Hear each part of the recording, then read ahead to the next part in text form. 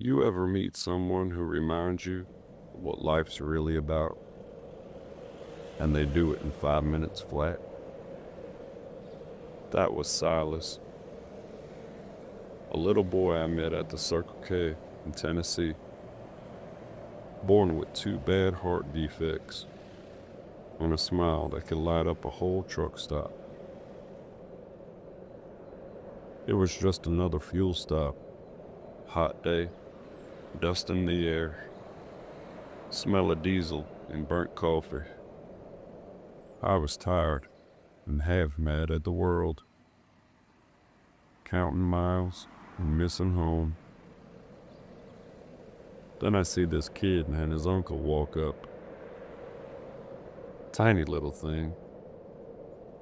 He had his oxygen machine, hat too big for his head. The uncle says, "He likes trucks, sir. Wants to see one up close." I nodded, said, "Come on, buddy." He climbed up those steps like it was Mount Everest. Eyes wide, hands were shaking. He looked at me and said, "Can I hit the horn?" I grinned. "Go on." When he pulled that air horn, the sound shook the lot. But his laugh shook me.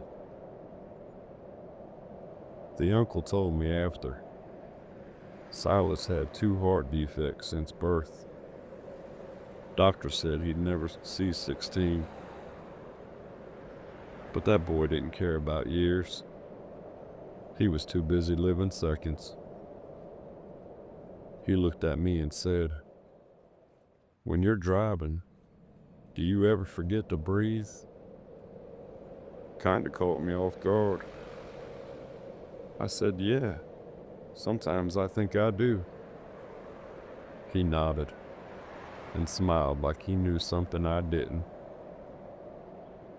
He said, "That's when you stop and you breathe for me." I swear, the whole world went quiet right then.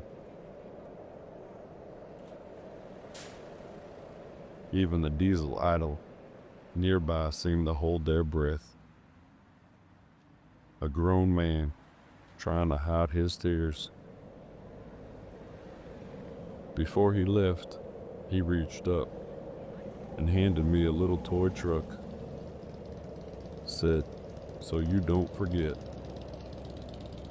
That was years ago, but it's still on my dashboard. And every time the road gets too long, or I start wondering what the hell I'm doing out here, I look at that truck and I breathe. Silas didn't teach me about trucks or roads or freedom.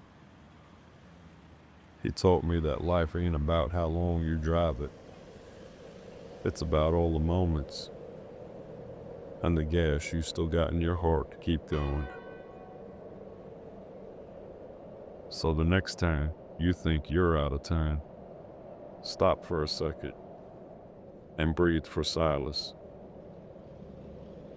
Next time, I'll tell you about the night I met a storm that sounded a lot like him, and how thunder can make a man remember he's still alive.